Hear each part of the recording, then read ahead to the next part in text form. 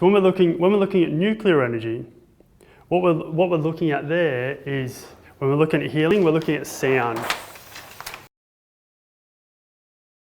So nuclear energy is all about space. Yeah? So it's all about the space external to us, and it's all about the space within us. Yeah?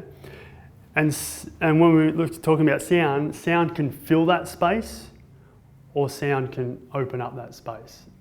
Now, to give you an example of this is, so people always think about sound healing. They think about music and crystal bowls and Tibetan bowls and things like that. Yeah, and different types of music. But the biggest one that I focus on is a sound that actually fills the space within us, and it's the sound of the voices and what everyone else around us says. Yeah? So the effects that everyone else's words have on us, the sounds that's coming from their voice and the words that are coming from their voice have effect and fill up space in our body, which is what causes disease and causes issues, or one of the causes anyway. So sound is connected to nuclear energy.